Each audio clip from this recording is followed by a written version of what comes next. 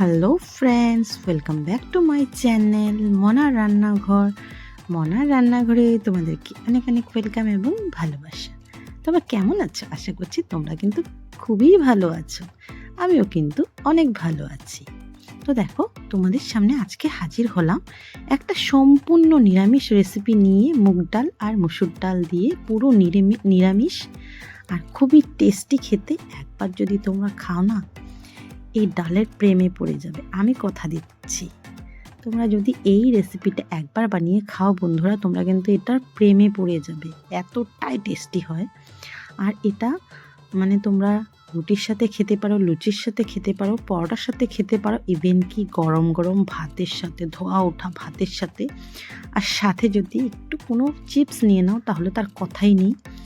আর তোমরা যদি চাও এটা কিন্তু শুধু এই ডালটা দিয়েও কিন্তু শুধু তোমরা খেতে পারো, এতটাই টেস্টি হয়। তোমাদেরকে বলে বোঝাতে পারবো না বন্ধুরা। তো চলো রেসিপিটা শুরু করা যাক। তো দেখো, আমি এখানে দুটো বাটির মধ্যে সমান সমান পরিমাণে মুগ ডাল আর মসুর ডাল নিয়ে নিয়েছি। এই ধরো দুটো মিলিয়ে এখানে 250 থেকে 300 গ্রাম হবে ডাল। তো আমি দেখো এই সাইজের মসুর ডালটা নিয়েছি, আর এই যে সোনা মুগ ডালটা নিয়েছি। তো এগুলোকে কিন্তু আমি ভাজবো না, আমি এগুলোকে আগে পরিষ্কার করে ধুয়ে নেব।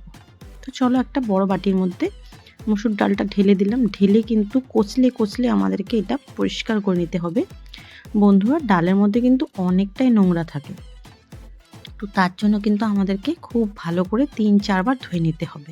তো আমি তোমাদেরকে 3-4 বার ধুয়ে দেখাচ্ছি না, ভিডিওটা অনেকটাই বড় হয়ে যাবে। আমি তোমাদেরকে দেখাচ্ছি যে কিভাবে কচলে ধুয়ে নিতে হয়। তো তোমরা অবশ্যই জানো, তথাপি আমি আমারটা তোমাদেরকে দেখিয়ে দিলাম।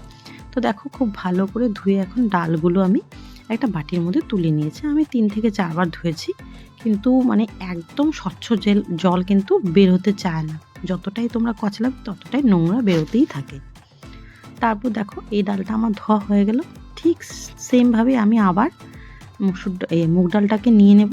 নিয়ে দেখো, মুগ ডালের মধ্যে কিন্তু বন্ধুরা একটা কীরকম যেন কালার থাকে, দেখো একটা হালকা হলুদ কালার। এই দেখো, এখন কিন্তু ডালটা অনেকটাই অন্যরকম হয়ে গেছে। তো দেখো, দুটো ডালে আমি পরিষ্কার করে ধুয়ে নিয়েছি। এখন আমাদের হচ্ছে মাখার পালা। তো আমি এখানে মসুর ডালটা দিয়ে দিলাম, দিয়ে একটু সুন্দর করে নেব, যেহেতু এটা এখন আমরা মাখবো। তারপর দেখো, মুগ ডালটাও দিয়ে দিলাম। দিয়ে আমাদের এখানে কিছু জিনিসপত্র দিতে হবে, মশলাপাতি দিতে হবে। তো এখানে আমি কিছুটা, এই ধরো 1 ইঞ্চি মতো একটা আদার টুকরো নিয়ে নিয়েছি। নিয়ে এটাকে আমি আগে গ্রেট করে নিচ্ছি। তো বন্ধুরা, এখানে তোমাদেরকে বলে রাখি, তোমাদের যদি আমার ভিডিও ভালো লাগে অবশ্যই একটা লাইক করতে ভুলো না। আমার চ্যানেলে যদি তোমরা নতুন বন্ধু হয়ে থাকো তো প্লিজ চ্যানেলটা সাবস্ক্রাইব করার অনুরোধ রইল। তো দেখো, এখানে আমি ডালের উপরে এই গ্রেটেড আদাটা দিয়ে দিলাম, দুটো তেজপাতা দিয়ে দিলাম, আর দুটো কাঁচা লঙ্কা দিয়ে দিলাম। আমি এগুলো মাঝখান দিয়ে চিরিনি, এমনি দিয়েছি গোটা গোটা।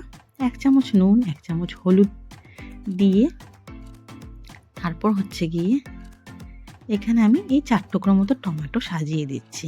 এটা দেখতে একটু সুন্দরও লাগবে, আর এটা কিন্তু যখন আমরা ডালটা বয়েল করব এটার সাথে বয়েলও হয়ে যাবে। তারপর দেখো, উপর থেকে এই হচ্ছে গিয়ে সর্ষের তেল 2 চামচ ছড়িয়ে দিলাম। দিয়ে এটা কিন্তু তারপর আমরা ম্যারিনেট করব, মাখবো। এভাবে করে মেখে ডাল রান্না করলে সত্যি বন্ধুরা অসাধারণ হয় খেতে। তো এখন আমি এটাকে খুব সুন্দর করে মাখবো। দেখো, প্রতিটা জিনিস যেন প্রত্যেকটার সাথে প্রত্যেকটা খুব ভালোভাবে মিক্স হয়ে যায়। তো দেখো, ভালো করে মেখে নিচ্ছি। তো বন্ধুরা, তোমাদের যদি আমার ভিডিওটা ভালো লাগে তো অবশ্যই কিন্তু একটা লাইক করতে ভুলো না। আর হ্যাঁ বন্ধুরা, তোমাদের বন্ধুদের সাথে শেয়ার করতেও কিন্তু একদমই ভুলো না। আর তোমরা যদি আমার এই ভিডিওটা ফেসবুক পেজ থেকে দেখে থাকো প্লিজ পেজটা ফলো করে দিও। আর হ্যাঁ বন্ধুরা, তোমরা কোন জায়গা থেকে দেখছো আমার ভিডিওটা আর কেমন লেগেছে এটাও কিন্তু কমেন্টে জানাতে একদমই ভুলো না। তো দেখো, আমি এখানে পর্যাপ্ত পরিমাণে জল দিয়ে দিয়েছি। দিয়ে আমি প্রেশার কুকারের মধ্যে ট্রান্সফার করে দিলাম। এই ডাল মিশ্রণ সব কিছু ট্রান্সফার করে দিয়ে তারপর আমি প্রেশার কুকারের ঢাকনাটা লাগিয়ে 2টো সিটি মেরে নেব। তো দেখো, আমি গ্যাসের মধ্যে বসিয়ে দেবো। এই দেখো, প্রেশার কুকারটা গ্যাসটা জ্বালিয়ে আমি বসিয়ে দিয়েছি। বসিয়ে দিয়ে আমি মিডিয়াম করে দেব। এই দেখো, আর এটা 2টা সিটি মারা হয়ে গেছে, এখন আমি নামিয়ে নিচ্ছি। চলো তোমাদেরকে এখন খুলে দেখাই। দেখো গরম গরম ধোঁয়া বেরোচ্ছে, আর ডালের পজিশনটা কেমন এই দেখো, ঠিক এমন। তো যদি একটু ধরো দলা পেকে যায় নিচে, তোমরা এটা খুন্তি দিয়ে বা হাতা দিয়ে ঠিক করে নেবে। তারপর দেখো একটা কালো কড়াই বসিয়ে দিলাম, এখানে দিয়ে দিলাম সাদা তেল, ফোড়নে দিয়ে দিলাম 3টে শুকনো লঙ্কা, একটু নাড়াচাড়া করে তারপর অ্যাড করব এখানে আমরা 5 ফোড়ন। তো দেখো এখানে এই 1 চামচের মতো আমি 5 ফোড়ন দিয়ে দিলাম। দিয়ে ফোড়নটাকে একটু হালকা হালকা ভাজা করে নিতে হবে, একটা সুন্দর মিষ্টি গন্ধ বেরোবে, একটা সুন্দর কালার আসবে ওই পর্যন্ত।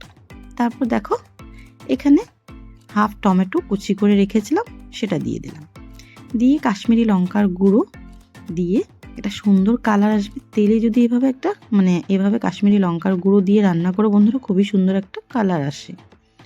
তারপর দেখো কিছু মশলা দিয়ে দেব, জিরে গুঁড়ো আর ধনে গুঁড়ো দিয়ে আবার একটু নাড়িয়ে চাড়িয়ে ভালো করে কিন্তু এগুলোকে ভেজে নেব, নাহলে কিন্তু নিচে লেগে ধরবে। দেখো খুব ভালো করে মিশিয়ে নিচ্ছি। এখানে চেরা কাঁচা লঙ্কা দিয়ে দিলাম 2টো, আগে আমি বয়েল করার সময় 2টো দিয়েছিলাম, এখন আমি এই ফোড়নের মধ্যে 2টো দিয়ে দিলাম। হলুদ গুঁড়ো দিয়ে দিলাম, দিয়ে খুব ভালো করে মিশিয়ে নেব। তারপর আমাদের যেটা দিতে হবে সেটা হচ্ছে সেদ্ধ করে রাখা ডাল।